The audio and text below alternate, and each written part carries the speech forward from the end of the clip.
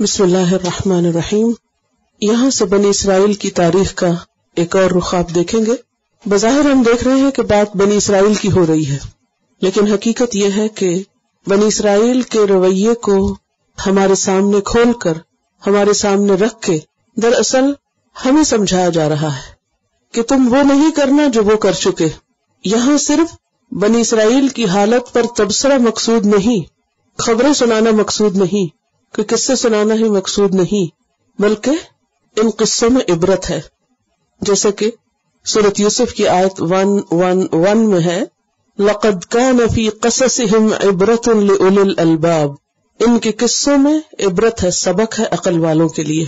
تو عقل مند لوگ جب ان آیات کو پڑھیں تو انہیں صرف بنی اسرائیل کا حال سمجھ کر نہ پڑھیں، بلکہ اس میں اپنے حال کا جائزہ لیں کہ ہم کہاں کھڑے ہیں اور ہم کیا کر رہے ہیں، کہیں ہم بھی وہی تاریخ تو نہیں دہرا رہے. تو آیت نمبر 83 میں اللہ سبحانہ وتعالی بنی اسرائیل کے ساتھ کیے ہوئے ایک عہد کا ذکر کر رہے ہیں کہ بنی اسرائیل سے پکا وعدہ لیا گیا تھا کچھ باتوں پر، اور آپ دیکھیں گے کہ کتنی سملیرٹیز ہیں ان تعلیمات میں اور ان میں جو ہمیں دی گئی. وَإِذْ أَخَذْنَا مِيثَاقَ بَنِي إِسْرَائِيلَ، اور جب ہم نے پکا وعدہ لیا بنی اسرائیل سے. کس طرح یہ وعدہ لیا گیا تھا؟ پیغمبروں کے ذریعے، انبیاء کے ذریعے. کیا وعدہ؟ لا تعبدون الا اللہ، کہ تم اللہ کے سوا کسی اور کی عبادت نہیں کرو گے، نہ کسی فرشتے کی، نہ کسی رسول کی، نہ شجر کی، نہ حجر کی، کسی بھی اور چیز کی عبادت نہ کرو گے، کسی اور کے آگے نہیں جھکو گے، کسی اور کے لیے سجدہ نہیں کرو گے، کسی اور کے لیے صدقہ خیرات نہیں کرو گے.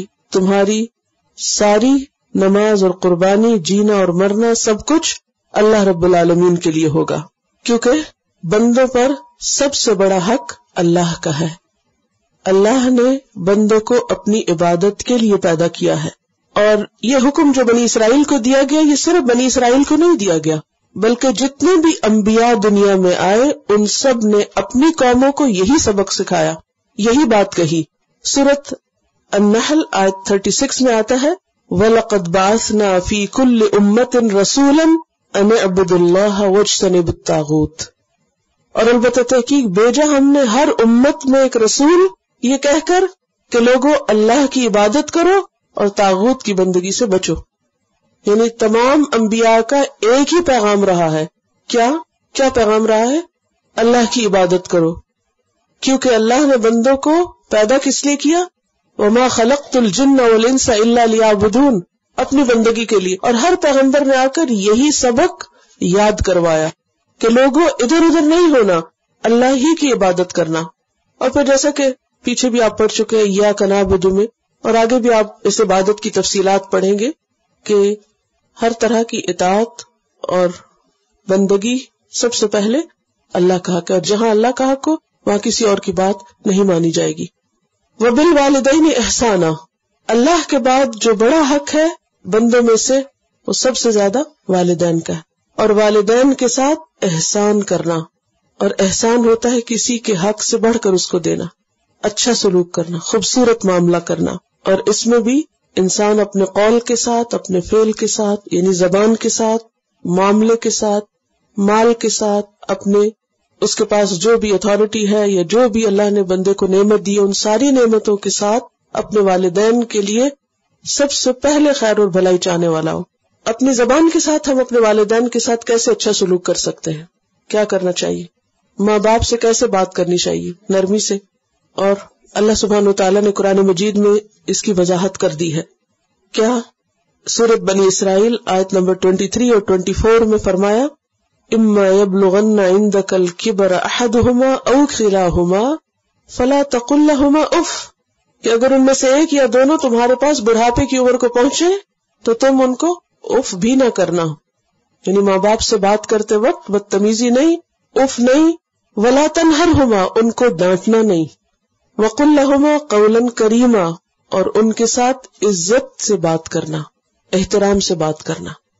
تو ماں باپ کے ساتھ احسان کی پہلی شکل کیا ہے؟ زبان سے احسان، بات میں احترام، ادب، سلیقہ، اف نہیں کہنا. وَاخْفِضْ لَهُمَا جَنَاحَ الذُّلِّ مِنَ الرَّحْمَةِ، اور دوسرا ہے جسم کے ساتھ.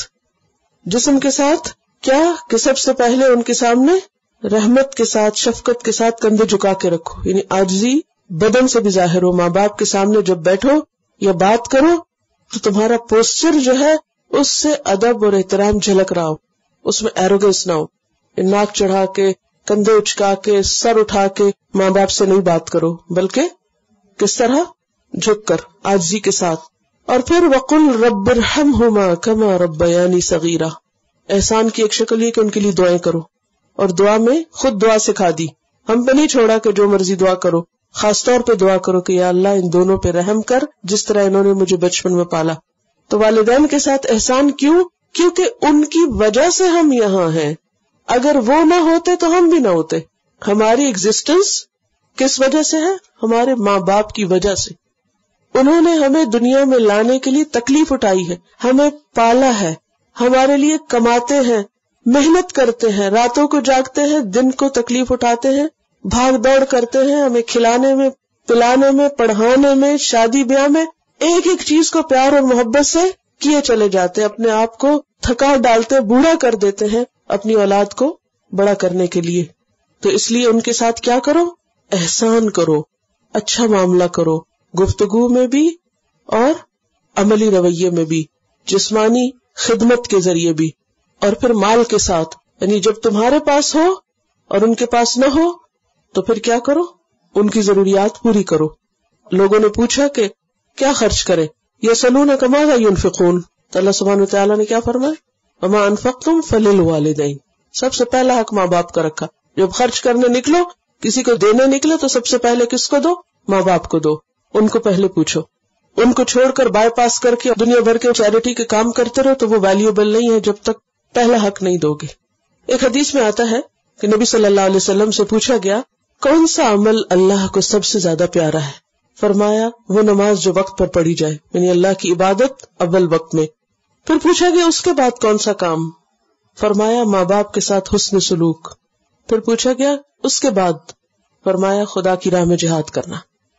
یعنی باقی سب کام بعد میں، سب سے پہلے اللہ، اس کے بعد پیرنٹس، 2 پیرنٹس، اور پھر باقی نیکی کے کام. اور اس میں بہت ساری وضاحتیں ہیں، تفصیلات ہیں کہ ہم ماں باپ کے لیے کیا کچھ کر سکتے ہیں، لیکن یہاں میں نے آپ کو مین پوائنٹس بتا دیے کہ جو ہم ہر روز کر سکتے ہیں. ماں باپ کے ساتھ ہمیں کمیونیکیٹ کرنا ہوتا ہے، بات کرنی ہوتی، تو اپنی بات کرنے کے انداز کو ہم درست کر لیں.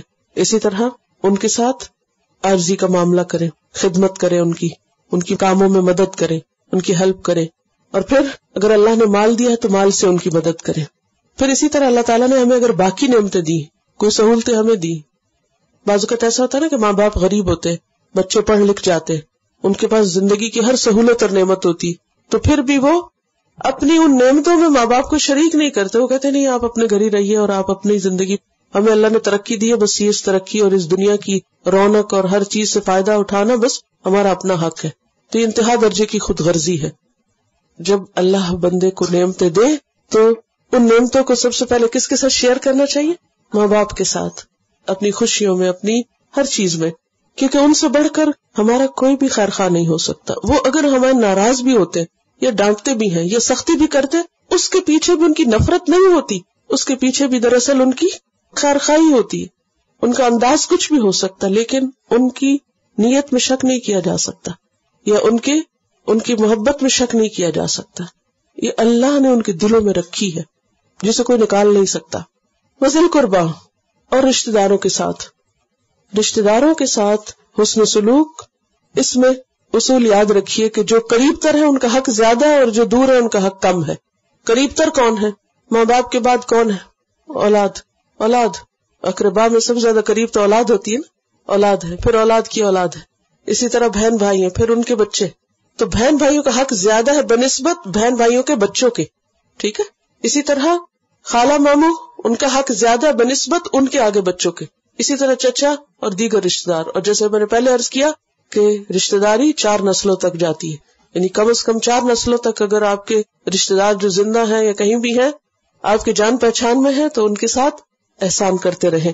اور یہ خواہ ماں باپ کی طرف سے ہو یا ماں کی طرف سے یا باپ کی طرف سے. اور پھر شادی کے بعد سسرالی رشتے بھی اس میں اقربا میں آ جاتے ہیں، قریب والوں میں آ جاتے ہیں. اور ان کے ساتھ بھی قولی احسان اور فعلی. قولی کیا ہے کہ بات کرو تو اچھے طریقے سے کرو، اور جب انہیں مدد کی ضرورت ہو تو ان کی مدد کرو، اور رشتوں کو کاٹو نہیں، قطع رحمی نہیں کرو، کیونکہ اس پر اللہ تعالیٰ کی ناراضگی آتی ہے. پھر اس کے بعد کیا کرو؟ والیتامى، یتیم. اب آپ دیکھیے کہ انسان اللہ کا حق سمجھتا ہے اپنے اوپر کہ اللہ نے سب کچھ ہمیں دیا ہے، ماں باپ کا کہ انہوں نے ہم پہ احسان کیا، رشتہ داروں کا کہ وہ خون کا رشتہ، بلڈ ریلیشن ہے، لیکن اس کے بعد یتیم اور مسکین سوسائٹی کا کمزور ترین حصہ، ان کا ہم پر کوئی احسان نہیں ہوتا. پچھلی کیٹیگری میں یہ سب کون ہے؟ جن کے کسی نہ کسی طرح ہم پر احسان ہے، لہذا ہمارا فرض بنتا ہے کہ ہم اس کو لوٹائیں. مگر یتیم اور مسکین ان کا ہم پر کوئی احسان نہیں. لیکن اللہ تعالیٰ ہم سے کیا چاہتا ہے؟ ان کو بھی دو جو تم کو دیتے ہیں، اور ان کے ساتھ بھی اچھا کرو جنہوں نے تمہارے ساتھ کبھی کچھ بھی نہیں کیا. یہ اسلام کی اخلاقی تعلیمات ہے جو بنی اسرائیل کو دی گئی، اور اس کے بعد ہمیں بھی یہی دی گئی. اور یتیم کو کیوں؟ کیونکہ باپ کے مرنے کی وجہ سے یتیم بچوں کی ضروریات اور ان کی تربیت اور بعض اوقات ان کے مال کی سنبھال، ان کے مال کو لک آفٹر کرنا، اس کے لیے کوئی اویلیبل نہیں ہوتا. ہر شخص اپنی زندگی میں مصروف ہے، ہمارے پاس وقت نہیں، اور اگر ہم آج اچھا کریں کل ہمارے پلے پڑ جائیں گے، یہ روز ہم پہ ڈیپینڈ کریں گے. تو انسان کیا چاہتا ہے کہ کسی نہ کسی طرح اسے جان چھڑا لے. اور پھر کیونکہ یہاں احسان کا حکم دیا جا رہا ہے، یتامہ سے احسان کرو. اچھا جب جان چھڑانی ہوتی تو پھر لوگ کیا کرتے ہیں؟ سخت برتاؤ کرتے ہیں، بے رخی کرتے ہیں، ڈانٹ ڈپٹ دیتے ہیں. قرآن مجید میں ایک اور جگہ کیا کہا گیا؟ فَأَمَّا الْيَتِيمَ فَلَا تَقْهَرْ. بدتمیزی نہیں کرنی یتیم سے، اس سے ڈانٹ ڈپٹ نہیں کرنی، اس کے ساتھ زبردستی اور سخت معاملہ نہیں کرنا، ان کے ساتھ اچھا سلوک کرنا. اور پھر یہ ہے کہ ان کی کفالت، اور چونکہ باپ کی ذمہ داری ہوتی ہے نا کہ وہ بچوں کو دیکھے کدھر جا رہے ہیں، اچھا کر رہے ہیں برا کر رہے ہیں، تو باپ کے نہ ہونے کی صورت میں اخلاقی ذمہ داری ہے تمہاری یتیم بچوں کی پرورش کیسے ہو رہی ہے. کیونکہ ایک عورت کے بس میں نہیں ہوتا پوری نسل کو سیدھے رستے پہ لگانا، اس میں مرد کا تعاون بے حد ضروری ہوتا ہے. تو ایسے میں اگر کسی کا باپ نہ ہو تو بچوں کے بگڑنے کا اندیشہ زیادہ ہوتا ہے، یا ان بچوں کی جو آئندہ زندگی کی پلاننگ ہے، فیوچر پلاننگ ہے، یا ان کی پڑھائی لکھائی ہے، یا ان کی شادی بیاہ ہے، اس کی ذمہ داری لو.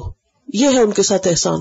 بس عام طور پہ آپ دیکھیں کہ باپ زندہ ہے تو بچپن سے سوچنے لگتے ہیں کہ اچھا کہاں پڑھائیں گے، کیا بنیں گے، کیا کریں گے، اٹھ رہے ہیں، جاگ رہے ہیں، سو رہے ہیں، کس دوست کے ساتھ جا رہے ہیں، یہ ساری چیزیں ماں باپ دیکھتے ہیں. لیکن جب وہ نہیں سر پہ ہوتے اور کوئی بھی اور کہے کہ نہیں ہماری ہیڈک نہیں ہے، تو یہ انتہائی غلط بات ہے. نہیں، تم سے عہد لیا جا رہا ہے کہ تم ان کا بھی خیال رکھو گے. پھر اس کے بعد مساکین آتے ہیں. ماں باپ ہیں لیکن بیمار ہیں یا ہینڈی کیپ ہے یا کوئی اور وجہ ہے جس کی وجہ سے بیٹھے ہوئے. مساکین کیا؟ جو سکون بس ٹک گئے ایک جگہ، کوئی کام نہیں کر سکتے، ان کے پاس جاب نہیں ہے، کام نہیں ہے، بیماری ہے، نکل نہیں سکتے، ذہنی کوئی بیماری ہے، جسمانی بیماری ہے، کوئی ڈپریشن ہے، کوئی ایسی چیز ہے کہ جس کی وجہ سے وہ اپنے آپ کی ہیلپ نہیں کر سکتے. تو تمہارا کیا فرض بنتا ہے؟ ان کے ساتھ بھی احسان کرو، ان کے ساتھ بھی اچھا سلوک کرو. اور چونکہ مساکین وغیرہ جو ہوتے ہیں وہ بےچارے اپنے آپ کو نہیں سنبھال سکتے، کسی کو کیا کہیں گے، عموماً وہ شکوہ شکایت بھی نہیں کر سکتے، اپنی ضرورت کا اظہار بھی نہیں کر سکتے. بعض ایسے سفید پوش ہوتے ہیں کہ بھوکے مر جائیں گے لیکن کسی کے آگے ہاتھ نہیں پھیلائیں گے، کسی کو اپنی ضرورت نہیں بتائیں گے. تو ایک اسلامی سوسائٹی کا فرض بنتا ہے کہ وہ خود آنکھیں کھولے اور دیکھے کہ کون کہاں ضرورت مند ہے اور وہ اس کا خیال کرے. اور یہاں کیا کہا جا رہا ہے؟ احسان کرنے کو. صرف یہ نہیں کہا کہ ان کے حق حقوق دے دو، کا احسان کرو. اور احسان اس وقت ہوتا ہے جب آپ دوسرے کے رویے سے بہتر رویہ اختیار کرتے، یہ احسان ہوتا ہے. ایک ہوتا ہے نا جیسا کوئی تم سے کرے ویسا تم کر دو، اور احسان کیا ہے؟ ڈگری ابو. دوسرا جو بھی کرتا ہے، سامنے والا جو بھی کرتا ہے، تم اس سے اچھا کرو، اس سے اوپر اٹھ کے کرو. ورنہ تو آپ دیکھیں آپ کو ہر ایک سے اتنی شکایتیں ہوگی کہ آپ کسی کا کچھ بھی نہیں کر سکتے. کس کو ماں باپ سے شکایتیں نہیں ہوتی؟ کس کو رشتہ داروں سے کوئی شکوہ شکایت نہیں ہے؟ کوئی ایسا کہ جو کہ نہیں میرے رشتہ دار تو بہت ہی اچھے ہیں اور میرا بہت خیال رکھتے ہیں اور مجھے ان سے کوئی شکایت نہیں. ہر ایک کو کچھ نہ کچھ ہوتا ہے. تو بھلے ماں باپ سے شکایتیں ہو، بھلے ماں باپ سختی کا برتاؤ کرتے ہو، بھلے رشتہ دار آپ کو نہ پوچھے، بھلے یتیم مسکین آپ کی عزت نہ کرے. کیونکہ بعض اوقات ایسا ہوتا ہے نا کہ سوسائٹی کے ایسے لوگ جو ہر طرف سے محروم ہوتے ہیں، پھر وہ کیا کرتے ہیں؟ ریونج لینے لگتے ہیں. اور کچھ نہیں تو بدتمیزی کریں گے، بد کلامی کریں گے، پیچھے باتیں کریں گے، یا کسی نہ کسی طرح تنگ کریں گے، ستائیں گے. تو ان ساری چیزوں کو اپنی جگہ ہونا. احسان کا مطلب ہے ان سارے فیکٹس کے باوجود تمہیں کیا کرنا ہے؟ اچھا کرنا ہے. یہ ہے انسانیت. وقولوا للناس حسنا، وقولوا للناس حسنا، اور کہو لوگوں سے حسن، خوبصورت. کہو لوگوں سے خوبصورت. کیا خوبصورت بات؟ خوبصورت بات کہو. کوئی چیز کیسے خوبصورت ہوتی ہے؟ خوبصورتی کو ڈیفائن کریں، بیوٹی کو ڈیفائن کریں. جو چیز دیکھ کے خوشی ہو، سن کے خوشی ہو، جو اچھی لگے، جسے ہر کوئی اچھا ہی کہے. حسن کس کو کہتے؟ بیوٹی کس کو کہتے؟ جو اٹریکٹ کرے، جو اچھی لگے، اور ظاہری طور پر بھی اور باطنی طور پر بھی، اپنی ظاہری شکل میں بھی اور اپنے کانٹینٹ کے اعتبار سے.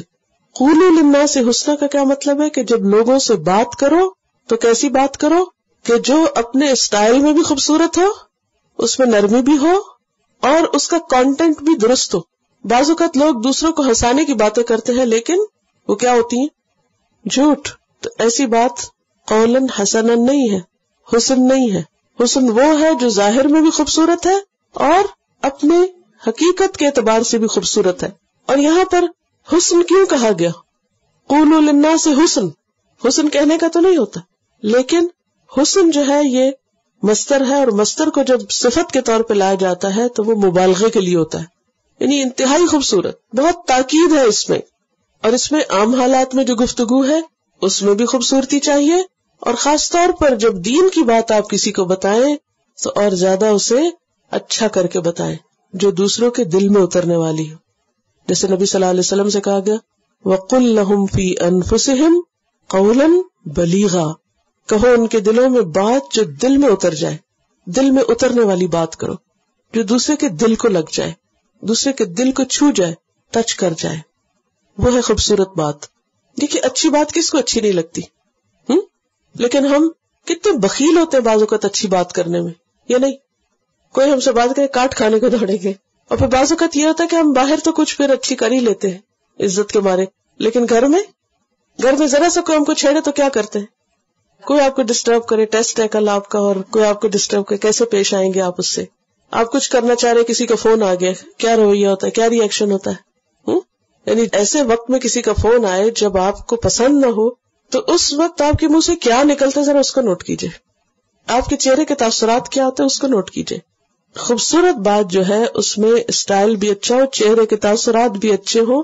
یہ نہیں کہ آپ ویسے بڑے نرم بول رہے ہو اور ویسے آپ گھور رہے ہو اور کسی کو اس طرح دیکھ رہے ہو کہ دوسرا ڈر ہی جائے. اور بات یہ ہے کہ بعض اوقات اسٹائل خوبصورت ہوتا ہے اور بات درست نہیں ہوتی، تو اس پر بھی ہمیں دھیان رکھنا چاہیے، اور خصوصی طور پر جھوٹ سے بچنے کی کوشش کرنی چاہیے. یعنی آپ کسی سے درست بات کریں لیکن کسی کو خوش کرنے کے لیے غلط بیانی نہیں، یا کسی تیسرے شخص کا مذاق نہیں. اور اس میں آواز کا جو چڑھاؤ ہے، اونچ نیچ ہے، وہ بھی کاؤنٹ کرتا ہے. بہت مناٹنس نہ ہو، یا پھر یہ کہ آپ ہی بولے نہ جائیں، یا چیخ چلا کے نہیں بولے، کیونکہ قرآن مجید میں سب سے بدترین آواز کس کو کہا گیا؟ گدھے کی آواز. عام حالات میں بھی اچھا بولنا چاہیے، مگر دین کی بات کرتے وقت بہت زیادہ احتیاط کی ضرورت ہے. کیوں؟ ورنہ لوگ دین سے بھاگ جائیں گے. بعض اوقات ہم لوگوں کو بلیم کرتے ہیں، مگر مشکل یہ ہوتی ہے کہ ہم خود اس انداز میں بات کرتے ہیں کہ دوسروں کو چپ جاتی ہے. چبھنے والی باتیں قولاً حسن نہیں ہے. بعض اوقات ہم کہتے ہیں ہم ذرا اس کو سنا کے چھوڑیں گے، ہم اس کو بتا کے چھوڑیں گے، ہم اس کو لاجواب کر دیں گے. اور اس میں کیا بہادری کہ آپ خود بہادر بنے ہوئے لاجواب کر رہے ہیں دوسروں کو. یعنی کہ ٹھیک ہے کسی کو دلیل دینا اپنی جگہ ہے، اور دلیل میں بھی خوبصورتی سے دو. قرآن مجید میں دعوت کا اسلوب کیا بتایا گیا ہے؟ ادعو الی سبیل ربک بالحکمت والموعظۃ الحسنۃ وجادلہم. جھگڑا کر سکتے ہو لیکن کیسے؟ باللتی ہی احسن. خوبصورت انداز سے جھگڑنا بھی ہے. اچھی بات کے لیے مثال دی جاتی کہ فلاں کے منہ سے پھول جھڑتے ہیں. پھول خوبصورتی کا سمبل ہے نا، کہ ایسی بات کرو جس سے پھول جھڑ رہے ہیں. اور پھر یہ ہے کہ بہت تکلف اور مشکل لفظ اور بہت ان چیزوں سے پرہیز کرنا چاہیے. دوسرے کو حیران پریشان چھوڑ دیں، کہا کیا ہے. ایسی بات کریں جو دوسرے کے لیول کے مطابق ہو. نبی صلی اللہ علیہ وسلم جس سے بات کرتے تھے اس کے لیول پہ کرتے تھے کہ اس کو سمجھ میں آ جائے. لیکن لیول کا مطلب یہ نہیں کہ آپ بچوں سے بات کریں تو توتلی زبان میں بولنا شروع کر دیں، یا آپ ان سے بگاڑ کے لفظ بولنا شروع کر دیں. وہ بھی ٹھیک نہیں ہے، کیونکہ پھر بچے کب تک بچے ہی رہیں گے. طنزیہ اور زومانی باتیں بھی نہیں کرنی چاہیے، اور دوسرے کو چوٹیں لگانا اور اعتراض کا انداز، اور جب بات کرے تو ایسے جیسے دوسرے کو بلیم کر رہے ہیں آپ، یہ بھی نہیں ہونا چاہیے.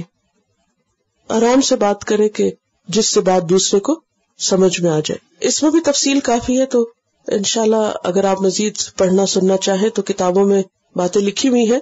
والدین کے اوپر ایک چھوٹا سا کتابچہ والدین ہماری جنت کا سیٹ بھی اور بک بھی ہے، تو اس میں ریمائنڈر کے طور پر احادیث اور آیات جمع کی گئی ہیں. اور اسی طرح گفتگو کا سلیقہ جو ہے اس میں قولوا للناس حسنا کی تفسیر ہے، تو اگر آپ مزید سننا چاہیں تو اس میں سن سکتے ہیں. وَأَقِیمُوا الصَّلَاةَ، اور اس کے ساتھ اللہ کا حق بھی نہیں بھولنا. نماز قائم کرنا ہے، اور نماز قائم کرنے میں فرض، نفل، سنت وغیرہ سب کچھ، اور اس میں قائم کرنے میں کیا کیا چیزیں آتی ہیں، نماز کی شرائط، ارکان، واجبات، ان سب چیزوں کا خیال رکھنا ہے. وَآتُوا الزَّکاۃَ، اور زکوٰۃ دینا ہے. آپ دیکھیں گے کہ صلاۃ اور زکوٰۃ صرف ہمارے لیے نہیں ہے بلکہ بنی اسرائیل کے لیے بھی تھی. اور زکوٰۃ کیا ہے؟ جو مال نصاب کے درجے کو پہنچ جائے اس میں مخصوص پرسنٹیج کے اعتبار سے مستحق لوگوں کو دینا سال کے بعد. اب دیکھیں کہ جیسے نمازی کی بات ہے تو حضرت مریم کو اللہ سبحانہ وتعالیٰ قرآن مجید میں کہتے ہیں یا مریم اقنتی لربکی واسجدی وارکعی مع الراکعین. آل عمران 43 میں آتا ہے. تو حضرت مریم کو بھی نہیں، صرف مردوں کے لیے نہیں، عورتوں کے لیے بھی تھی، اور انہیں جماعت کے ساتھ نماز کا کہا جا رہا ہے. ثم تولیتم، یہ سارے وعدے کر کے تم منہ موڑ گئے. الا قلیلا منکم، مگر بہت تھوڑے تم میں سے. یہ اللہ تعالیٰ کا عدل و انصاف ہے کہ تھوڑے تم میں سے نہیں پھرے، وہ اپنے عہد پہ قائم رہے مگر کم تھے. وانتم معرضون، اور ہو ہی تم اعراض برتنے والے، یعنی نہ تم دل سے توجہ کرتے ہو اور ویسے بھی تمہیں کوئی دلچسپی نہیں خیر اور بھلائی کی باتوں میں. اور اگر دیکھا جائے تو آج امت مسلمہ کا حال کیا ہے؟ ہم میں سے کتنے لوگ ہیں جو ان ساری چیزوں کی پابندی کرتے ہو؟ کچھ لوگ جزوی طور پر تو کرتے ہیں، کچھ لوگ نماز کے تو بہت پابند ہوتے ہیں 5 وقت، لیکن والدین سے ان کا رویہ بالکل اچھا نہیں ہوتا، اور رشتہ دار تو کسی کھاتے میں ہی نہیں، اور یتیم مسکین تو یاد ہی نہیں آئے کبھی. اچھا، بعض لوگ کیا کرتے ہیں، وہ یتیموں مسکینوں کا بہت خیال کریں گے مگر ماں باپ گھر میں بیمار پڑے ان کی کوئی پرواہ نہیں، رشتہ داروں کی فکر نہیں. بعض لوگ رشتہ داروں سے خوب بنا کے رکھیں گے، دعوتیں ہو رہی ہیں، جا رہے ہیں آ رہے ہیں، سب میل ملاقات، لیکن اپنی کمیونٹی، اپنی فیملی، اپنی برادری کے باہر کون کیا ہے کوئی فکر نہیں. یہ بھی غلط ہے. یعنی آپ دیکھیں یہاں پر خاص طور پہ میں نے دیکھا ہے کہ لوگ اپنی اپنی کمیونٹی، اپنے اپنے رشتہ داروں، اپنے ایک مخصوص سرکل کے اندر گھومتے ہیں، اس کے باہر کون کس حال میں ہماری بلا سے. یہ درست نہیں. تو ان ساری چیزوں میں اعتدال ضروری ہے. پھر اسی طرح بعض اوقات انسانوں کے ساتھ تو بہت خیر بھلائی کرتا ہے مگر اللہ کا حق مار دیتا. اقیم الصلاۃ اپنی جگہ، اس کو آخر میں رکھا تاکہ انسان یہ سارے کاموں کے بعد جب فارغ ہو کے لوٹے تو پھر کیا کرے، اللہ کی طرف لوٹے.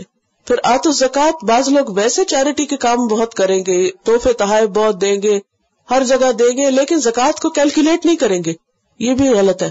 تو ان ساری چیزوں کو جیسے کہا گیا ہے ویسے کرنا ہی عبادت ہے. اور یہ عہد صرف بنی اسرائیل سے نہیں، یہ عہد ہم سے بھی ہے، اور ہمیں ان تمام چیزوں کی پابندی کرنی چاہیے. اب بنی اسرائیل کے ایک اور عہد کا ذکر ہے. وَإِذْ أَخَذْنَا مِيثَاقَكُمْ، جب ہم نے تم سے پکا وعدہ لیا. کس بات کا؟ لَا تَسْفِكُونَ دِمَاءَكُمْ، کہ تم اپنے خون نہیں بہاؤ گے. اپنے سے مراد کس کے؟ بنی اسرائیل کے. اس دور کے مسلمانوں کا خون نہیں بہائیں گے، قتل نہیں کریں گے ان کو. وَلَا تُخْرِجُونَ أَنفُسَكُمْ مِنْ دِيَارِكُمْ، اور نہ تم اپنے بھائی بہنوں کو، اپنے نفسوں کو اپنے گھروں سے نکالو گے. اب آپ دیکھیے کہ کتنا زیادہ احساس دلایا جا رہا ہے کہ کسی کا قتل اپنا قتل ہے، کسی کو اس کے گھر سے نکالنا ایسے ہی جیسے تم خود اپنے گھر سے نکل رہے ہو. اور خاص طور پر یہاں پر گھروں سے نکالنے کی بات، کیونکہ انسان کو اپنے گھر سے، اپنے وطن سے پیار ہوتا ہے. اور بعض علماء نے یہاں تک لکھا ہے کہ کسی کو اس کے وطن سے نکالنا بسا اوقات قتل سے بھی زیادہ شدید ہوتا ہے. قتل میں تو مار دیا ختم ہو گیا، لیکن کسی کو اس کے گھر سے بے گھر کرنا اور اس کے وطن سے بے وطن کرنا اس کے لیے بہت بڑا ٹارچر ہے. ثم اقررتم، پھر تم نے اقرار کر لیا، مان گئے. وانتم تشہدون، اور تم گواہ ہو. اب آپ دیکھیے میثاق، اقرار، گواہی، کتنی زیادہ چیزیں ہو گئی. یعنی یہ سب کچھ کیا تم نے میثاق بھی کیا، تم نے اقرار کیا کہ ہاں ایسا ہم نہیں کریں گے، اور پھر خود اس پہ گواہی بھی دی کہ ایسا نہیں ہوگا. یہاں تھوڑی سی مدینہ کے یہود کی تاریخ آپ کو معلوم ہونی چاہیے. آپ کو معلوم ہے کہ یہود کے کچھ قبائل مدینہ میں آ کے آباد ہوئے تھے، اور مدینہ کی زمین انہیں ان نشانیوں کے مطابق لگتی تھی جس میں نبی صلی اللہ علیہ وسلم کے آمد کی جگہ اور اس علاقے کا ذکر تھا کہ آخری نبی ایسے علاقے میں آئے گا. تو جب انہوں نے اس علاقے کو دیکھا تو یہاں بس گئے. 3 بڑے قبیلے تھے جو مدینہ کے اندر اور باہر رہتے تھے، بنو قینقاع، بنو قریظہ اور بنو نذیر. مدینہ میں ایک طرف یہودی یہ قبائل تھے اور دوسری طرف اوس اور خزرج کے مشرکین قبائل تھے، عرب لوگ تھے یہ جو وہاں کے نیٹو تھے.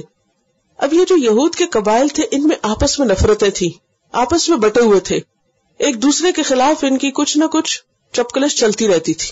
حالانکہ ہونا تو یہ چاہیے تھا کہ ایک امت اور ایک جسم اور ایک مقصد اور ایک گول اور آپس کے اتحاد اور محبت. لیکن حال کیا تھا جو آج ہمارا ہے مسلمانوں کا؟ مسلمانوں کے مختلف رنگ اور نسل میں تقسیم، علاقے اور قبائل اور قومیں ایک دوسرے کے خلاف کچھ نہ کچھ چپکلش کرتی رہتی. یہی حال سمجھے وہاں تھا. اب کیا ہوتا تھا کہ دنیاوی سیاست کے تحت یہ آپس میں بعض اوقات اعلائے بننے کی بجائے کیا کرتے، دنیاوی مفادات کے لیے مشرکین کے ساتھ اتحاد کر لیتے تھے. جیسے آج کل مسلمان اپنی قومی سیاست کے تحت یہ نہیں دیکھتے کہ ہم کس کا گروہ، کس کی پارٹی ہے، کس کے ساتھ دے رہے ہیں، کس کی مدد کر رہے ہیں، بس وہ دیکھتے کہ ہمیں وقتی طور پر فائدہ کس سے. تو یہ بھی کیا کرتے کہ آپس میں اتحاد کرنے کی بجائے مشرکین قبائل سے اتحاد کر لیتے. لہٰذا یہ کہا جاتا کہ بنو نذیر اور قریظہ جو تھے وہ اوس کے ساتھ مل جاتے اور قینقاع جو تھے وہ خزرج کے ساتھ. نبی صلی اللہ علیہ وسلم کی مدینہ آمد سے تقریباً 5 سال پہلے جنگ بواس ہوئی تھی اور اس میں بہت بڑے پیمانے پہ بلڈ شیڈ ہوا تھا. اس جنگ میں اوس اور خزرج آپس میں لڑے تھے. اب کیا ہوا، جو لوگ اوس کے ساتھ تھے یہود کے وہ ان کی طرف سے لڑے اور جو خزرج کے ساتھ تھے وہ ان کی طرف سے لڑے اور آپس میں اب ان کی جنگ شروع ہوئی. اب جب آپس میں جنگ ہوئی ان 2 قبائل کی تو جو ان کے الائے تھے ان کی آپس میں لڑائی ہوئی. اب اس میں کیا ہوا، مسلمان کے آمنے سامنے آیا اور ایک دوسرے کی قتل و غارت کی اور ان کو ان کے گھروں سے نکالا اور یہ سارے کام کیے جن سے اللہ تعالیٰ نے منع کیا. اب کیا ہوا، ثم انتم ہؤلاء، اللہ تعالیٰ فرماتے تم وہی لوگ ہو، تقتلون انفسکم، اپنے آپ کو قتل کرتے ہو. کیسے کرتے تھے اپنے آپ کو؟ ایک دوسرے کے مخالف ہو کر. وتخرجون فریقا منکم من دیارہم، اور اپنے میں سے ایک گروہ کو ان کے گھروں سے بھی نکال دیتے ہو. یعنی اس مار پٹائی میں، اس جنگ و جدل میں، جنگ میں تو پھر یہ نہیں دیکھا جاتا کہ کس کو کون نکال رہا ہے. تو ایک یہود قبیلہ دوسرے یہود قبیلے کے لوگوں کو کیا کرتے، قتل بھی کرتے اور ان کو ان کے گھروں سے بھی نکال دیتے.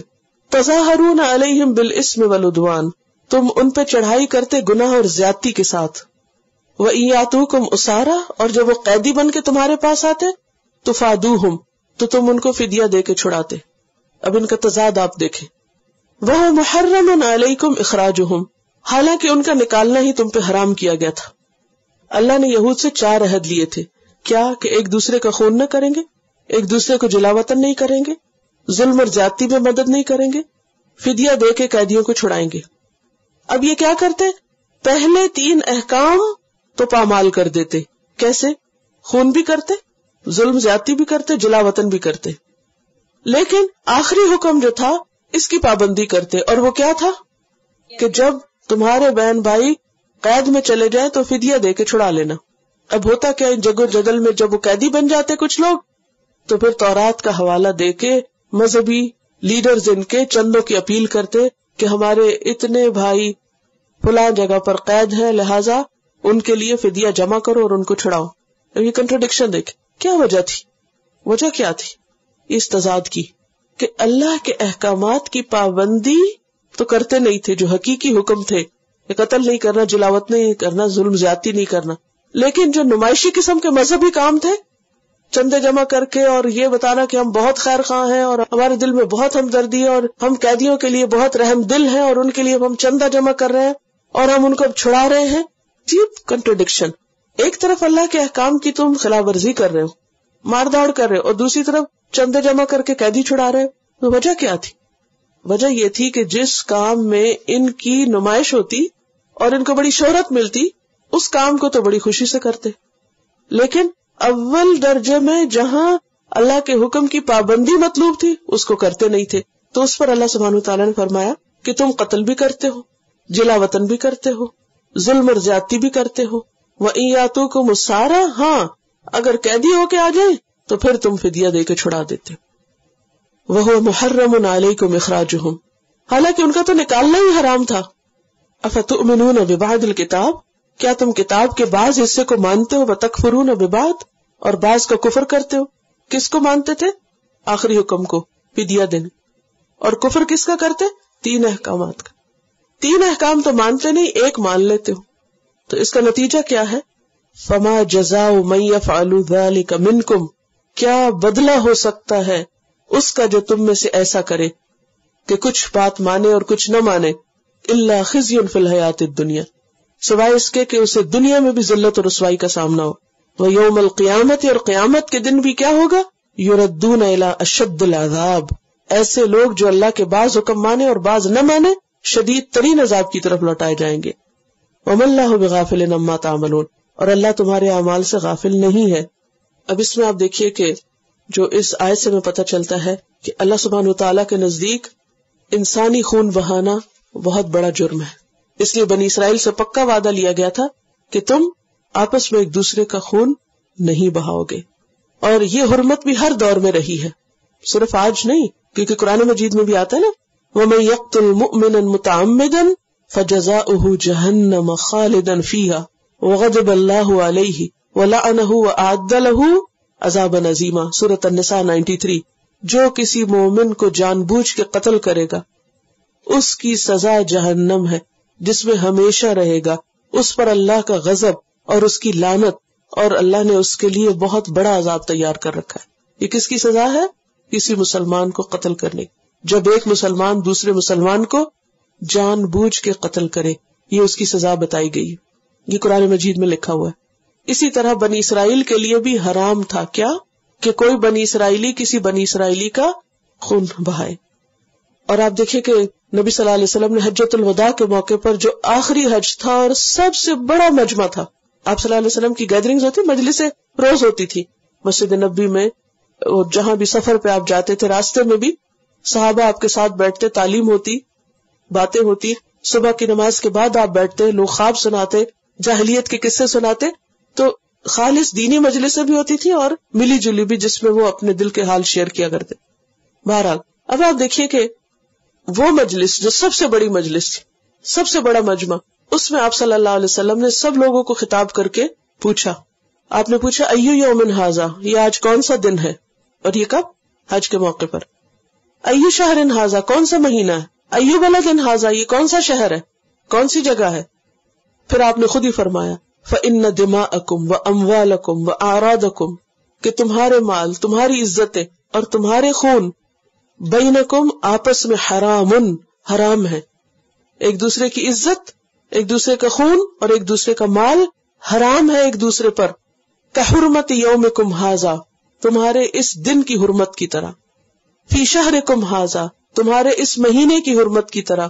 فی بلدکم ھذا، تمہارے اس شہر کی حرمت کی طرح. جس طرح یہ دن حرمت والا ہے، یہ مہینہ حرمت والا ہے، یہ جگہ حرمت والی ہے، اس 3 چیزوں کا ذکر کیا. اسی طرح تمہارے خون، جان، مال وہ بھی حرمت والے ہیں.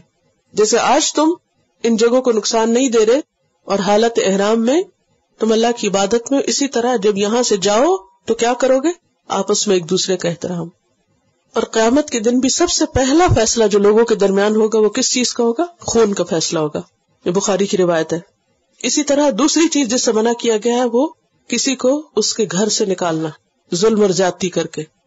چلیے بڑے پیمانے پر تو شاید آپ نہ کرتے ہوں، لیکن عموماً کیا ہوتا ہے خواتین کے ساتھ، یہ میں ذاتی زندگی سے مثال دوں گی نا، یعنی چھوٹے لیول پہ بعض اوقات شوہر چھوٹی چھوٹی بات پہ ناراض ہو کے بیوی کو کس طرح کرتے، کیا کرتے معاملہ، نکل جاؤ. اور بات تو یہ بھی نہیں دیکھتے کہ رات ہے کہ دن ہے، سردی ہے یہ گرمی، کیا حال ہے اور کیا نہیں، کھڑے کھڑے وہیں طلاق دی اور کک آؤٹ کر دیا گھر سے. یہ بھی ظلم ہے، خواہ ذاتی زندگیوں میں ہو یا پھر قومی سطح پر ہو، سیاسی سطح پر ہو. تیسری چیز، کسی پر ظلم اور زیادتی کے ساتھ چڑھائی کرنا، کسی سے اونچا ہونے کی کوشش کرنا. اللہ نے ہمیں منع نہیں کیا کہ ہم ترقی کریں دنیا میں. آپ جتنا چاہے مال کمائیں حلال طریقے سے، جتنا چاہے پڑھیں، جتنی ترقی کرنا ہے دنیا میں کریں. تظاہرون کا مطلب کیا ہے؟ دوسروں کے مقابلے میں اونچا ہونا، ہوتے جائیں جتنے ہو سکتے ہیں، پنجوں کے بل چلا کرے، ایڑیاں اٹھا کے چلیں. لیکن جس وقت اللہ کی نافرمانی ہو بالاسم تو وہ ترقی پسندیدہ نہیں، یا عدوان لوگوں پہ زیادتی ہو تو ایسا کرنا حرام ہے. آپ خود کمائے مال لیکن حرام طریقے سے نہیں، کسی کا مال چھین کے نہیں. یہ نہیں کہ کسی یتیم کا مال چھین کے آپ ملینئر بن جائیں، اس کی اجازت نہیں ہوگی آپ کو. بنی اسرائیل کے لیے بھی حرام تھا، ہمارے لیے بھی حرام ہے. تظاہرون علیہم بالاسم والعدوان، اس کی اجازت نہیں. تو بنی اسرائیل نے اس حکم کی بھی پامالی کی، اس کی پرواہ نہیں کی، اپنے بھائی بندوں پر زیادتی کی، اس عہد کو نہیں نبھایا. لیکن ایک بات جس میں ان کی ذاتی نمائش تھی، فدیہ دے کے چھڑانا، اس میں وہ بڑھ چڑھ کر حصہ لیتے تھے. قیدی چھڑانا بھی اسلام میں بہت بڑی نیکی، غلام آزاد کرنا بھی نیکی. لیکن انسان باقی نیکیوں کو بھول جائے اور صرف اس ایک نیکی کو لے لے تو یہ قابل قبول نہیں. تو اللہ تعالیٰ نے فرمایا کہ اس کی سزا کیا ہے جو بعض بات کو تو مانے اللہ کی اور بعض کا انکار کر دے. اس سے ہمیں کیا سبق ملتا ہے، کیا سیکھا آپ نے؟ ہمارے لیے اللہ کے سارے احکامات کو ماننا ضروری ہے. اگر کوئی شخص پک اینڈ چوز کرتا ہے، کچھ مان لیا کچھ کو ریجیکٹ کر دیا، تو ایسا ہو جاتا ہے گویا اس نے کچھ بھی نہیں مانا. یہ بہت اہم نقطہ ہے جو اس آیت میں سیکھنے کا ہے. قرآن پاک میں آپ کہتے نا آمن الرسول بما انزل الیہ من ربہ والمؤمنون کلنا آمن باللہ، کلنا آمن، سب کے سب آمن باللہ وملائکتہ وکتبہ ورسلہ لا نفرق بین احد من رسلہ. ہم کوئی تفریق نہیں کرتے، نہ رسولوں میں اور نہ اللہ کے احکامات کو ماننے میں. کیونکہ جو لوگ ایسا کریں ان کے لیے سورۃ النساء کی آیت نمبر 150 اور 151 چھٹے پارے کے شروع میں یہ آیت آتی ہے، ان الذین یکفرون باللہ ورسلہ ویریدون ان یفرقوا بین اللہ ورسلہ ویقولون نؤمن ببعض ونکفر ببعض ویریدون ان یتخذوا بین ذلک سبیلا اولئک ھم الکافرون حقا. کہ ایسے لوگوں کا ایمان معتبر نہیں کہ جو ایک چیز کو لے لے اور دوسرے کا انکار کر دے. حضرت ابوبکر صدیق رضی اللہ تعالیٰ عنہ نے زکوٰۃ کا انکار کرنے والوں کے خلاف کیوں تلوار اٹھائی تھی؟ انہوں نے کیا دلیل دی؟ انہوں نے کہا کہ جو صلاۃ اور زکوٰۃ پہ فرق کرے، صلاۃ اور زکوٰۃ، نماز پڑھے، کلمہ پڑھے، لیکن کہے کہ زکوٰۃ دین کا حصہ نہیں، تو وہ ہم سے نہیں بچ سکتا. ان کو انہوں نے مرتد قرار دیا تھا. ایمان کس چیز کا تقاضا کرتا ہے ہم سب سے؟ کہ یا اللہ جو اس کتاب میں ہے ہم اس کو مانتے، وہ سب سچ ہے. ہماری سمجھ میں آتا یا نہیں، ہمارا ایمان ہے کہ یہ سب درست ہے. اور اگر انسان کہ نہیں یہ تو میں مان لوں گی، یہ نہیں میں مان سکتی، اور اس کو تو میرا ماننے کو دل ہی نہیں چاہتا، تو ایسا کرنے سے جو مان رہے ہیں وہ بھی ضائع ہو جاتا ہے. اور اگر کوئی ایسا کرے کہ کچھ حکم لے لے اور کچھ کو چھوڑ دے اور اس کی مخالفت کرے اور جان بوجھ کے مخالفت کرتا چلا جائے، تو پھر اس کے لیے کیا ہے؟ دنیا میں رسوائی. آج مسلمانوں پہ رسوائی کیوں ہے دنیا میں؟ کیونکہ انہوں نے خود ہی اپنے دین کا مذاق بنا رکھا ہے. مسلمان خود اپنے دین کے خلاف نکتے نکالتے رہتے، خود کتابیں لکھتے رہتے، خود ایسی باتیں کرتے رہتے. تو یہ تو دنیا کا حال ہے. وہ یوم القیامت، اور ایسے لوگوں کا قیامت کے دن حشر کیا ہوگا؟ یردون الی اشد العذاب. اللہ کی بات کو ریجیکٹ کرنا جو اس نے علم کی بنا پہ اتاری، اللہ کے بندے ہو کر اتنی چھوٹی سی عقل رکھ کے اللہ ہی کے احکام کا مذاق اڑانا اور اس کے خلاف باتیں کرنا، یہ کسی مومن کو زیب نہیں دیتا. وما اللہ بغافل عما تعملون، اور اللہ غافل نہیں اس سے جو تم عمل کرتے. اب دیکھیں کہ یہ آیت کتنی بار آئی ہے نا، اللہ تمہارے اعمال سے غافل نہیں. اس سے کیا پتہ چلتا ہے؟ کہ ہمارے سارے اعمال کو واچ کیا جا رہا ہے. ہم اگر سارا قبول کر رہے ہیں تو، بعض کر رہے ہیں تو، جو بھی کر رہے ہیں، ہم اپنی عملی زندگی میں دیکھیں، اپنے آپ سے پوچھیں کہ کیا میں اللہ کے سارے احکامات کو مانتی ہوں؟ میرا دل ان کو قبول کرتا ہے؟ اور جو چیزیں مجھے عمل کی پتہ چلتی ہیں ان پہ کیا عمل کرتی ہوں؟ کیا مجھ میں نمائشی نیکیوں کا تو نہیں شوق؟ کئی لوگ نیکی کے کام کرنا چاہتے ہیں لیکن ان کو صرف ان کاموں کا شوق ہوتا ہے جس سے شہرت بنے، جس سے لوگوں میں مشہوری بنے. لیکن وہ کام جو چھپے ہوئے ہوں، ایسے لوگوں کی مدد کرنا کہ جو آپ کا شکریہ بھی ادا نہ کرے، اس سے ان کو کوئی دلچسپی نہیں ہوتی. تو یہ بھی درست نہیں. تو قرآن ہمارے لیے ایک آئینہ ہے جس میں ہم سب اپنے آپ کو دیکھ سکتے ہیں کہ ہم کن چیزوں کو لیتے ہیں اور کن کو نہیں. اور ایک بات ہم سب یاد رکھیں کہ واپسی ہم سب کی اللہ ہی کی طرف ہے. مانے یا نہ مانے، جانا وہیں پر ہے، واسطہ انہی سے پڑے. فرمایا اولئک الذین اشتروا الحیاۃ الدنیا بالآخرہ، یہ وہ لوگ ہیں جنہوں نے دنیا کی زندگی آخرت کے بدلے خرید لی ہے. وجہ بتائی جا رہی ہے کہ ایسا کیوں ہوتا ہے کہ لوگ کچھ مانتے اور کچھ چھوڑ دیتے ہیں. کیا وجہ ہوتی؟ دنیا کے مفاد. ہم اللہ تعالیٰ کے ان احکامات کو تو لے لیتے ہیں جس سے ہماری دنیا کا نقصان نہ ہو، لیکن جہاں ہمیں دنیا کا نقصان ہونے لگے وہاں ہم کیا کرتے؟ تو چھوڑ دیتے. تو یہاں پر اللہ سبحانہ وتعالی وجہ کھول کے بتا رہے کہ احکام کی نافرمانی کیوں ہوتی ہے؟ دنیا کی محبت کی وجہ سے، دنیا کے فائدے سمیٹنے کے لیے. بل تؤثرون الحیات الدنیا والآخرۃ خیر وابقی. نبی صلی اللہ علیہ وسلم نے ہم سب کو وارن کیا ہے. صحیح مسلم کی ایک روایت ہے، آپ نے فرمایا انہا ستکون فتن، ان قریب بہت سے فتنے ہوں گے. فتنے کیا ہوتے؟ آزمائشیں. قطع اللیل المظلم، رات کے اندھیرے ٹکڑے کی طرح، یعنی جیسے اندھیرے میں کچھ دکھتا نہیں نا، ایسے ہی ان فتنوں میں سمجھ نہیں آئے گی کرے کیا تو کیا نہ کرے. یصبح الرجل مؤمنا ویمسی کافرا، ایک شخص صبح کے وقت مومن اٹھے گا، ایمان کی حالت میں صبح کرے گا، شام تک کافر ہو چکا ہوگا. او یمسی مؤمنا ویصبح کافرا، یا شام تک اس کا ایمان سلامت ہوگا، جب سویرے اٹھے گا اس کا دل پھرا ہوا ہوگا. کیوں؟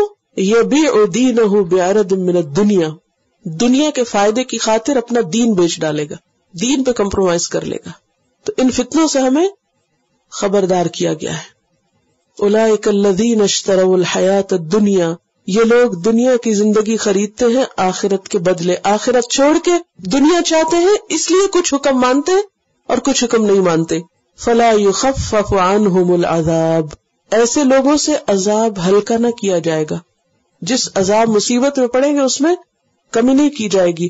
ولا ہم ینصرون، اور نہ وہ مدد دیے جائیں گے.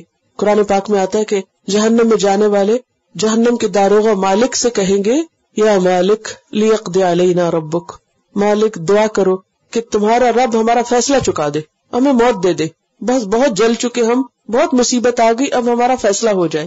مالک کیا کہے گا؟ انکم ماکثون، تمہیں ہمیشہ رہنا ہے، یہاں سے نہیں نکل سکتے. اب کیا کریں گے؟ اور جو جہنم کے باقی داروغ ہیں ان کے پاس جائیں گے جہنمی، اور کہیں گے ادعوا ربکم، اے فرشتوں تم ذرا اپنے رب سے دعا کرو، ہماری سفارش کر دو.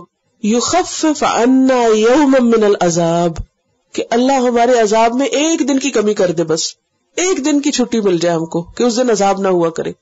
دنیا میں بھی ہم کام کرتے رہتے نا، پورا ویک کام کرتے، پھر ہم کیا کہتے ہیں ویکینڈ تو فارغ ملنا ہی چاہیے نا، ایک دن تو چھٹی ہونی چاہیے، ایک دن تم آرام کرے.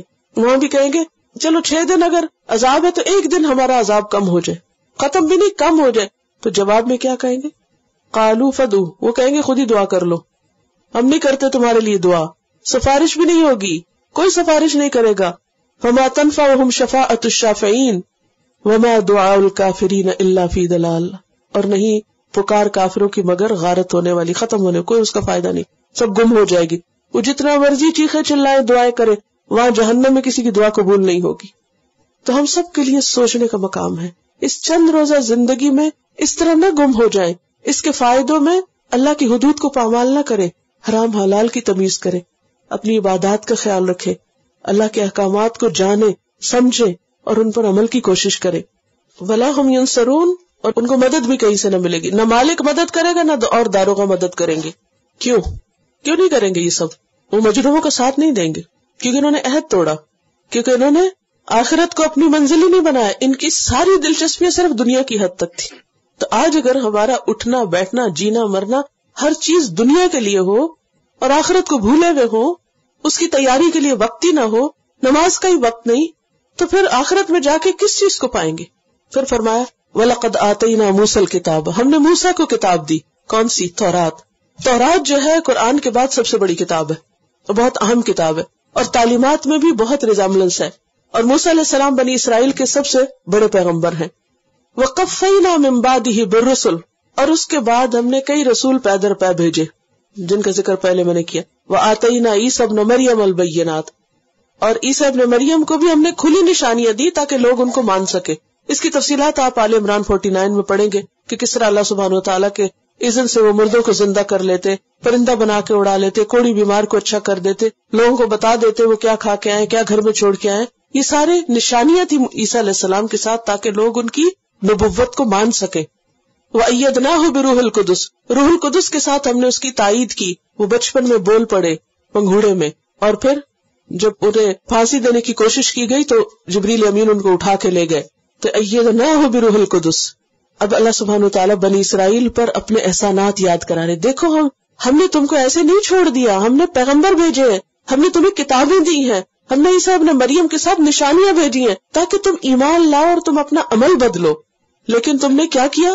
افکلما جاءکم رسول، کہ جب کبھی کوئی رسول آیا تمہارے پاس، بما لا تہوی انفسکم، جو تمہارے دلوں کو پسند نہ آیا، یعنی رسول آیا، پیغام لایا، کتاب لایا، تمہیں اچھی نہیں لگی وہ باتیں، استکبرتم، تو تم آگے سے اکڑ گئے، تم نے تکبر کیا، تم نے رسول کی بات ہی نہیں سنی، تم نے کہا یہ کیا ادھر ادھر کی باتیں کرتے، ہم زیادہ عقل مند ہیں، ہمیں زیادہ پتا ہے، تمہیں کیا خبر دنیا میں کیسے رہتے ہیں، تم تو صرف باز ہی کرتے رہتے ہو۔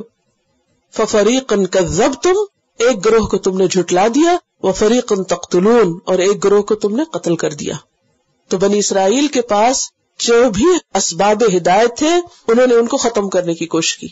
اب اس میں آپ دیکھیے کہ بہت سے پیغمبروں کو انہوں نے مان کے نہیں دیا اور کچھ کو تو قتل ہی کر دیا، جیسے یحییٰ علیہ السلام تھے، عیسیٰ علیہ السلام کو قتل کرنے کی کوشش کی۔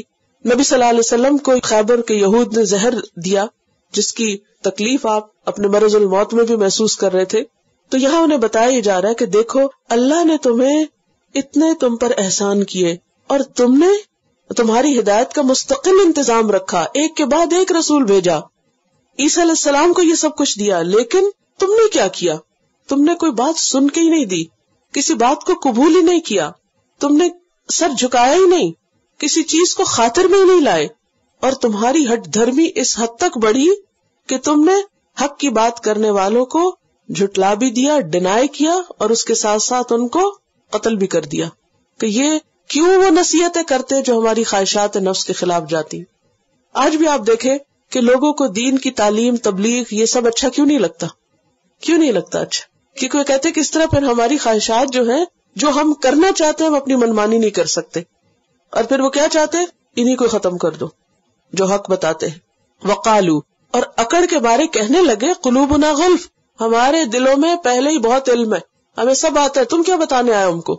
ہمارے دل تو خزانے ہیں علم کے، سب کچھ ہے ہمارے پاس، یا ہمارے دل غلاف کے اندر بند ہے، ہمیں تمہاری باتیں نہیں سمجھ آتی، مت نصیحت کرو ہم کو، ہم کچھ نہیں سننا چاہتے، ہمیں نہیں ہدایت چاہیے۔ جیسے کہ اہل مکہ بھی کہتے تھے، وقالوا قلوبنا فی اکنۃ مما تدعونا الیہ، ہمارے دل پردوں میں ہے جس کی طرف تمہیں بلاتے ہیں، ہمارے اور تمہارے درمیان ایک حجاب ہے، ہمارے اور تمہارے درمیان کوئی کمیونیکیشن نہیں ہو سکتی، ہمیں تمہاری باتیں نہیں سمجھ آتی، ہمارے سر کے اوپر سے جاتی ہیں۔ ایسا کیوں ہوتا ہے کہ حق بات سمجھ نہ آئے؟ ایسا کیوں ہوتا ہے کہ اچھی بات میں دل نہ لگے؟ ایسا کیوں ہوتا ہے کہ قریب ترین رشتہ داروں میں بھی کمیونیکیشن ختم ہو جاتی ہے جب دین کی بات آتی ہے؟ دنیا کی باتوں میں آپ دیکھیں لوگ گھنٹوں بولے چلے جائیں گے اور ایک دوسرے کے قریب ہوں گے اور ایک دوسرے سے خوب کمیونیکیشن کر رہے ہوں گے، لیکن جو ہی دین کی بات آتی ہے تو کیا ہوتا ہے؟ ایک دم لیول فرق ہو جاتا ہے، یہ لگتا ہے کہ جیسے کوئی دیواروں سے بات کر رہا ہو، جیسے یہ ان کی بات ہو ہی نہ ہو۔ تو اللہ تعالیٰ فرماتے ہیں بل لعنہم اللہ بکفرہم، اللہ نے ان کے کفر انکار کی وجہ سے ان پہ لعنت کی، اور جب کسی پہ اللہ کی لعنت ہو جائے، اللہ کی رحمت سے کوئی دور ہو جائے، تو پھر اس کے دل پر ہدایت کی بات اثر نہیں کرتی۔ یعنی جب کوئی شخص ریجیکٹ ہی کرتا چلا جائے، ڈینائی کرتا چلا جائے، اس نے ڈیسائیڈ کر لیا کہ مجھے نہیں لینا حق، مجھے نہیں سننا، مجھے نہیں کرنا، تو پھر اللہ کی رحمت اس سے ہٹ جاتی، پھر اس کے لیے ہدایت کے دروازے بند ہو جاتے ہیں۔ فَقَلِيلًا مَا يُؤْمِنُونَ، تو کتنا کم ہے جو وہ ایمان لاتے ہیں، بہت تھوڑا ہے ان کا ایمان، کیونکہ ایمان زیادہ ہو تو کیا ہوتا ہے؟ دل کا زنگ دھل جاتا ہے۔ یاد رکھیے ایمان کی ایک حرارت ہوتی ہے، جو ہم سب غلطیاں کرتے ہیں، ہم سب سے گناہ ہوتے ہیں، لیکن ایمان کی حرارت سے وہ سارا میل کچیل نکلتا چلا جاتا ہے۔ یہی وجہ ہے کہ جب آپ کسی ایسی مجلس میں ہوتے، کسی ایسی جگہ پر ہوتے، مثلا اگر آپ حج کرنے جاتے تو ایمانی ماحول ہوتا ہے، ایمان بڑھتا ہے، نتیجہ کیا ہوتا ہے؟ برائیاں بری لگنے لگتی ہیں۔ آپ کسی اچھی مجلس میں ہوتے، اچھے انسان کے ساتھ ہوتے تو آپ کو برائیوں سے نفرت ہونے لگتی ہے، لیکن جب ایمان کا لیول لو ہوتا ہے، کمزور ہوتا ہے ایمان، تو پھر اچھی بات بری لگنے لگتی ہے، وہ قرآن کی بات اچھی نہیں لگتی، وہ دین کی بات اچھی نہیں لگتی۔ تو اللہ تعالیٰ فرماتے ہیں کہ اصل بات یہ کہ قلیلاً ما یؤمنون، ان کا ایمان ہی بہت کم ہے، بہت تھوڑا ہے جو ایمان لاتے ہیں، ان کا ایمان بہت کم ہے۔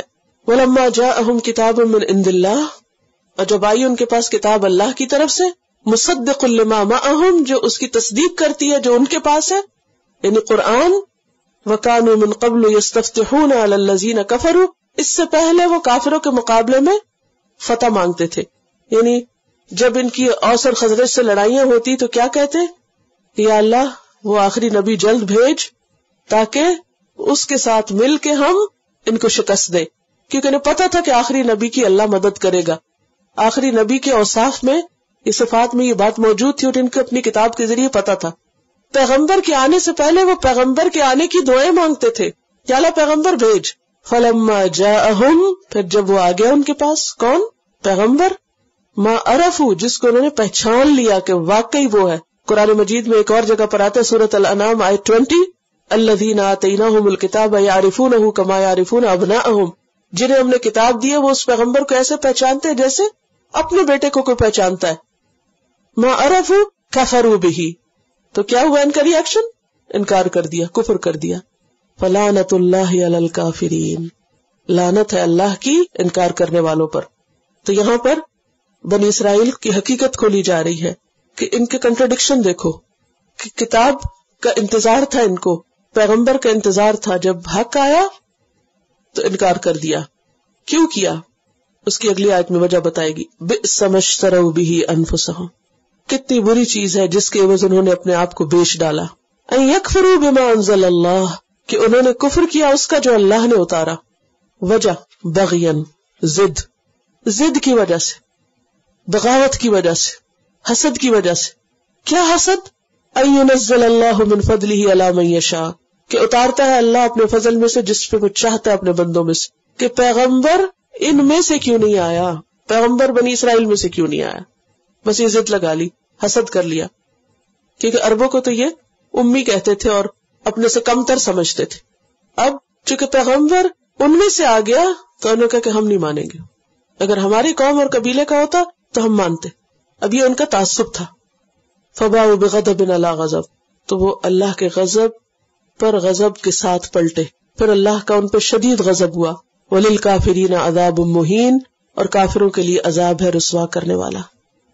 تو بات یہ ہے کہ انہوں نے جو کچھ پسند کیا یعنی کفر اور انکار، اللہ نے اس کو بئس ما کہا کہ بدترین چیز ہے، اقرار کی بجائے انکار. پھر ایک اور بات اس آیت سے یہ پتہ چلتی ہے کہ انسان کی ضد جو ہے، ایروگنس جو ہے، ہٹ درمی جو ہے، وہ حق کو قبول کرنے میں رکاوٹ بن جاتی ہے جیسے ان کی.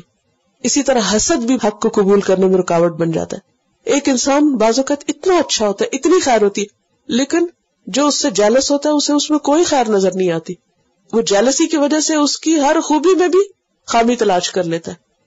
تو حسد جو ہے یہ انسان کو حق قبول کرنے میں مانع ہوتی ہے. ایک اور بات یہ کہ اللہ نے قرآن کو اپنا فضل کہا ہے. ینزل اللہ من فضلہ علی من یشاء. قرآن کیا ہے؟ یہ کیا اتارا ہے اللہ نے؟ قرآن، وحی. اور یہ کیا ہے؟ فضل. یہ نعمت جو اس وقت آپ کو مل رہی ہے، یعنی قرآن کی یہ دولت جو اس وقت آپ کو نصیب ہو رہی، یہ بھی دراصل کیا ہے؟ اللہ کا فضل ہے. اللہ جس کے لیے چاہتا ہے اس کا دل کھول دیتا ہے، اس کے لیے راستے آسان کر دیتا ہے. تو اس پر اللہ کا شکر ادا کرنا چاہیے. نبی صلی اللہ علیہ وسلم جو طویل قیام کرتے تھے کیا کہتے تھے؟ فلا اکون عبدا شکورا، کیا میں اللہ کا شکر گزار بندہ نہ بنوں کہ اللہ نے مجھے اتنے بڑے انعام سے نوازا کہ مجھ پر وحی اتاری، مجھے اپنی کتاب دی، اور آپ کے ذریعے یہ کتاب ہم سب تک بھی پہنچی. لہذا اس فضل پر شکر گزار ہونا چاہیے، نہ کہ انکار.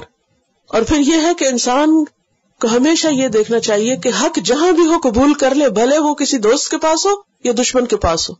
کبھی کسی اچھی بات کا انسان اس لیے انکار نہ کرے کہ چونکہ یہ فلاں کہہ رہا ہے. یہ تعصب نہیں ہونا چاہیے، باعث نہیں ہونا چاہیے انسان کو. وَإِذَا قِيلَ لَهُمْ آمِنُوا بِمَا أَنزَلَ اللَّهُ، اور جب ان سے کہا جاتا ہے ایمان لاؤ اس پر جو اللہ نے اتارا، قالوا، وہ کہتے ہیں، نؤمن بما انزل علینا، ہم تو اس کو مانیں گے جو ہم پر اترا، بس تورات کو مانیں گے، قرآن نہیں مانتے. وَيَكْفُرُونَ بِمَا وَرَاءَهُ، اور وہ کفر کرتے ہیں جو اس کے علاوہ ہے، یعنی قرآن وغیرہ. وَهُوَ الْحَقُّ، حالانکہ وہ قرآن حق ہے. مُصَدِّقًا لِمَا مَعَهُمْ، اس چیز کی تصدیق کرتا ہے جو ان کے پاس ہے. یعنی قرآن سے انہیں کیوں عداوت ہے، کیوں دشمنی ہے؟ قرآن تو وہ سب باتیں بتا رہا ہے جو پہلے سے ان کی کتابوں میں لکھی ہوئی ہیں. قرآن کوئی نئی چیز تو نہیں لایا، قرآن ان کی چیزوں کو کنفرم کر رہا ہے. قرآن تو ان سے تعصب نہیں رکھتا، انہیں کیوں قرآن سے ضد ہے؟ قُلْ فَلِمَ تَقْتُلُونَ أَنْبِيَاءَ اللَّهِ، ان سے پوچھئے تم اللہ کے نبی کو کیوں قتل کرتے رہے ہو؟ من قبل، اس سے پہلے. اگر تم کہتے ہو کہ ہم صرف اپنے نبی مانیں گے اور اپنی کتاب مانیں گے تو پھر اپنے نبیوں کو کیوں قتل کیا تھا تم نے؟ ان کنتم مؤمنین، اگر تم مومن ہو. تو اس آیت سے یہ پتہ چلتا ہے کہ گروہی تعصب جو ہوتا ہے، تعصب کیا ہوتا ہے؟ باعث ہونا کہ جو ہمارے پاس ہے بس ہم اس کو مانیں گے، جو ہمارے بزرگ کہتے ہیں بس ہم وہ لیں گے، جو ہمارے خاندان کی روایتیں ہیں بس ہم وہ لیں گے، دوسروں کی بات کو نہیں قبول کریں گے۔ تو بات یہ ہے کہ دین میں فرقہ واریت اور گروہ پرستی اور صرف چند باتوں کو لینا اور باقیوں کو انکار کر دینا، خواہ وہ صحیح کیوں نہ ہو، یہ درست رویہ نہیں۔ اور پھر یہ ہے کہ اس آیت سے بھی پتہ چلتا ہے کہ اللہ سبحانہ وتعالیٰ بہت زبردست اور خوبصورت طریقے سے ان کی باتوں کا رد کرتے۔ تو بعض اوقات جب دین کے معاملے میں کوئی غلط بات کر رہا ہو تو اس کا رد کرنا بھی دلیل کے ساتھ ضروری ہے، اور کتنی زبردست دلیل ہے۔ تم کہتے ہو کہ ہم اپنی کتاب مانیں گے، اپنے پیغمبر مانیں گے، وہ اپنے پیغمبروں کے ساتھ کیا سلوک کیا تھا؟ اصل بات یہ کہ تم کو حق ہی اچھا نہیں لگتا، خواہ تمہارے اپنے اندر سے ہو یا باہر سے ہو، تم حق کے دشمن ہو۔ تو اصل جرم کیا ہے؟ حق کی مخالفت۔ حق کو قبول کرنا، حق کا اعتراف کرنا انسان کی سب سے بڑی خوبی ہے، اور جب کسی شخص کے اندر یہ خوبی آ جاتی ہے تو اللہ کا محبوب ترین بندہ بن جاتا ہے۔ تو اللہ تعالی ہم سب کو اس کی توفیق دے کہ حق جہاں بھی ہو ہم اسے قبول کر لیں، اور اسے قبول کرنے میں کبھی بھی تاخیر سے کام نہ لے، اور اللہ ہمارے اندر کی ضد، حسد اور تعصبات کو دور کر دے اور ہمیں دوسروں کے لیے خیر و بھلائی کا ذریعہ بنائے۔ وآخر دعوانا ان الحمد للہ رب العالمین۔ سبحانک اللہم و بحمدک، نشہد ان لا الہ الا انت، نستغفرک و نتوب الیک۔ السلام علیکم و رحمۃ اللہ وبرکاتہ۔